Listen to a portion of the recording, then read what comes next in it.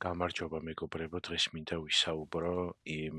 კანონზე და სამმართველოზე, რომელიც შემოიღო ქართულმა ოცნებამ. დღეს ლევან მახაშვილი და სხვა მსგავსი პერსონაჟები გამოყარეს ქოცებმა და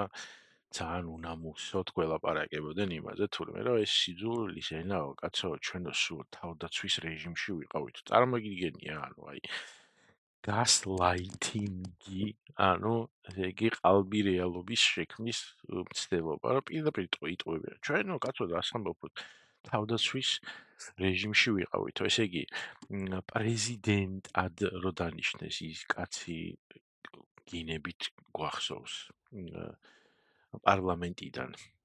პარლამენტის თავმჯდომარე, პრემიერ-მინისტრი, მათ შორის ყოფილი პრემიერ-მინისტრი მანამდე ვინც იყო თბილისის მერი, დედაქალაქის მერი. იქ სხვადასხვა პატარ-პატარა ისინი პარლამენტარები, რომლებიც გინებით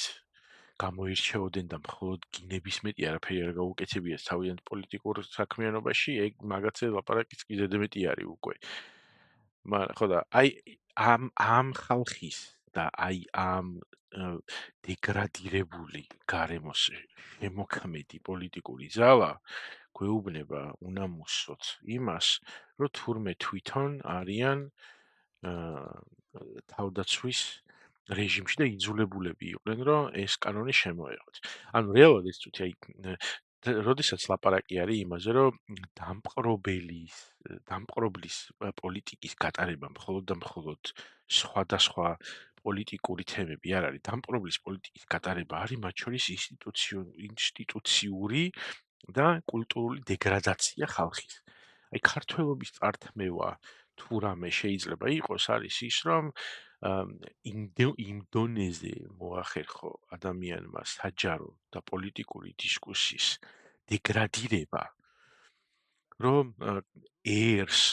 და საზოგადოებას უთხრა, რომ თქვენ იმდენად უკულტუროები, უზრდელები და სიძულვილი სავსეები ხართ, რომ ჩვენ ვეღარ ვერევით აი ამ გარემოს. ესე იგი, საზოგადოებრივი კულტურული წესებით, რომელზეც შევთანხმდით, ხო, კულტურა და ზრდილობა რა არის, რომ ადამიანები ვთანხმდებით, რომ რაღაცა არის ზრდილობიანი, რაღაცა არის უზრდელობა და მე შესაბამისად ვიქცევით ამ წესების მიხედვით, ხო? ანუ აი თქვა სიტყვაზე სხვადასხვა კულტურებში შეიძლება რომ რაღაცა საქციელი ითვლებოდეს უზრდელობად, რაღაცა იყოს ცდილობად. ხშირად არის ხოლმე რომ აი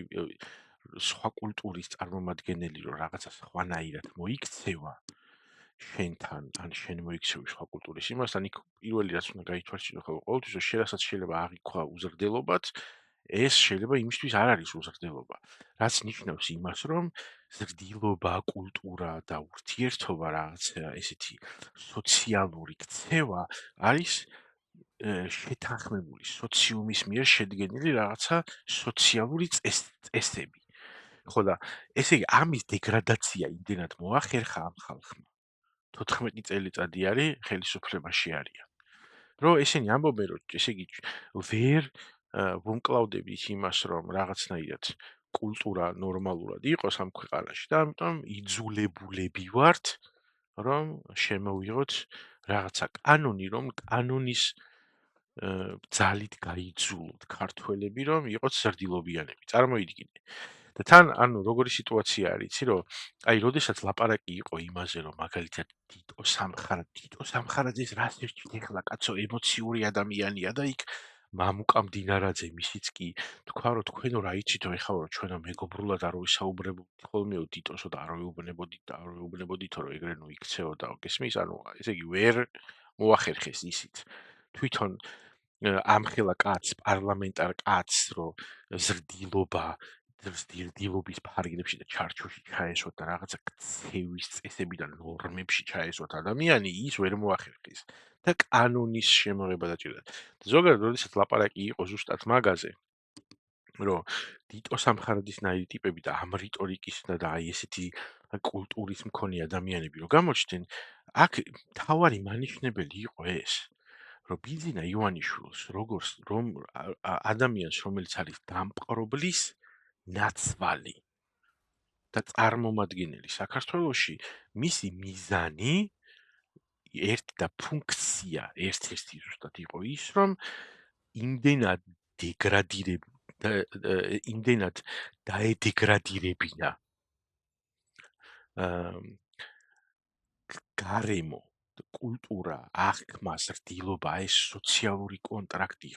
ერის გახლეჩვა თუ ნებისმიერი მსგავსი ტიპის ეს ყველაფერი რაც იყო და ეს ნორმები აი ამ დონეზე დაიყვანა, რომ მაგიტომაც თავაზობდა იმას, რა ქვია, ასეთი ტიპის ადამიანებს პარლამენტში და მაგიტომაც დანიშნა მერე პრეზიდენტად მიხეილ ყაველაშვილი. ზუსტად ერთ-ერთი გარდა იმის რა მორჩილი ადამიანები დააკლდებოდა, ეხა იქ ლაპარაკი იყო, რომ აი ყველაზე მორჩილი ვინც იქნებოდა, ის აიო და ზებრად დადო ბიძინა, რა მორჩილი ადამიანები გაუჭირდებოდა, ეხა უკვე როცა გამარგლული აქვს მთელი თავისი პოლიტიკური გუნდი ბიძინა ივანიშვილს, არა, ერთ-ერთი მთავარი მიზანი იყო ის, აბსოლუტურად დარწმუნებული ვარ, რომ მეორე ადგილზე განხილვის დროს დიტო სამხარაძე იქნებოდა პრეზიდენტად, იმიტომ რომ აი ამ კაცის მიზანი არის ის, რომ ქართული პოლიტიკის და საჯარო დისკუსიის სახე ყოფილიყო აი ესეთი პიროვნება, რომელიც იგინება, რომელიც უზრდელი არის, რომელიც პატივს არავის არ სცემს. ეს არის ძალა, რომელზეც როგორც უკვე აღვნიშნეთ, ეს მთელი თავისი ვერტიკალი ძალაუფლებისაც არის მუდმივად ამ ტიპის გამოსვლების გამოირჩევა, როგორ ეურთიერთებიან ამ ხალხს, ამ თავის თანამოქალაქეებს, როგორ მიმართავენ. იქ შენიშნოს რომ იცი პრემიერ-მინისტრი და პარლამენტის თავმჯდომარე იმას მოგიტრიალდება რომ თურმე ქუჩაში რო დგას ადამიანი და რო აპროტესტებს ისინი ქოცოს და რუსოს რომ ეძახიან აბა ჩვენ რატო არ უნდა უპასუხოთ თუ ასე ანუ იმასაც კი ვერ გრძნობენ იმდენად პოლიტიკური კულტურა და შეგნებაც კი დეგრადირებული აქვს ამ პოლიტიკურ ძალას რომ ვერ ხვდებიან იმას რომ შენ მეტი პასუხისმგებლობა გაქვს თუ ამ პასუხისმგებლობას იღებ იმითი რომ ხელისუფლებაში მოდიხარ, მაშინ კეთილი უნდა ინებო და მარტო თმენის ვალდებულებაზე არ არის რაღაცა სახე ხო უნდა არსებობდეს ინსტიტუციური სახე პარლამენტარის თუ პოლიტიკოსის თუ ქვეყნის მმართველის. ამის დეგრადირება მთლიანად მოახერხეს. და შესაბამისად მე ჩვენ გვაქვს მათი პროპაგანდისტული არხები, რომლებიც არა მარტო სოციალურ ქსელებში უსახობოტები რომ რაღაცა ეს წერენ და იქ შევარწყობას რომ მოგაყენებენ და რომ შემოგასევენ ხალხს ეს ხო ცალკე მაგას კიდევ ვინჩივის. პირდაპირ ამ მთელი ამათი ეს გადაცემები, პოდკასტები, ეს სასტავი ვინც ყავთ არის 24 საათი კაი 24 საათი უტრირებული არის, ანუ როცა ეთერში არიან, ეს ხალხი მუდმივად რასაც აკეთებს არის ის, რომ შეუწყობა მიაყენონ პოლიტიკურ ოპონენტებს არა პოლიტიკის თემაზე თან, არამედ ოჯახის წევრებს, პირადი ცხოვრება, რაღაცა უხამსი ხუმრობები მოიგონონ, რაღაცა ეპითეტებით შეამკურნეს ხალხი მუდმივად სულ ამას აკეთებენ. თან ამის დემონსტრირებას რომ ფეხებზე ჰკიდიათ და მათზე მორგებული კანონი არის ეს ყველაფერი, იმიტომ რომ ეს კანონი ხო ჩვენ ყველამ კარგად ვიცით რომ არანაირი აღსრულება არ მოხდება, იმიტომ რომ ადამიანის პირდაპირ ბიჭო დანებით და დუბინკებით რომ მიუვარდებოდნენ ხოლმე იმათ რა ქვია ვიღაცა მაგათი აქტივისტები ნიღბების გარეშე ხო გვახსოვს კინოამინანთანაც იყო ერთი ეგეთი შემთხვევა რომ მანქანის შევარდა ვიღაცა ორი ტიპი დუბინკებით გადმოუვარდნენ და არც კი დაუკითხავთ და არც მე რაღაცა გაფრთხილებით გამოუშვა მოსამართლემ მე მგონი თუ რაღაცა ეგეთი შემთხვევა იყო ანუ კანონი ჩვენ უკვე ძალიან კარგად ვიცით რომ ამათვის არ არსებობს და ზემოდან ანუ აი ეს ბოლო რამდენიმე დღეა იგივე პოზიტივიზმზე ზუსტად ეგ თემა მიდის რომ აი ეს რაც 1 იუნის რო შემოვიდა ეს კანონი თუ სამმართველო თუ რაც არის მოკლედ არ ვიცი აი მუდმივად ამას ეს კანონდარღვევა ხო არ არის ეხლა ეს რო ვთქვათ და მე დაიწყებენ და ლაპარაკობენ ამ რაღაცა უხამსობებს ადამიანების ოჯახებზე, ოჯახის წევრებზე, პირად ცხოვრებაზე, ნამდვილს თუ მოგონილს, ისეთ რაღაცა სიტყვა რომ შეიძლება გული აგერიოს, პროსტა აი ესეთი როგორ უნდა საკუთარ თავს როგორ უნდა აკადრო, რომ აი ადამიანი ხარ, რომელშიც რაღაცა ვითომ ტელევიზიაში ზიხარ, ინტელექტზე გაქვს რაღაცნაირი პრეტენზია და იმაზე რომ თურმე ხალხს უნდა ელაპარაკო და შენი აზრი გაუზიარო და აი ესეთი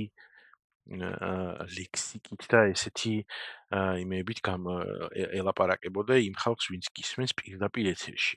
ხო და ეს არის ხალხი, რომელმაც აი ეს გარემო და ეს კულტურა შექმნა, იმიტომ რომ დამპყრობლის, ანუ მათი ბრძანებლის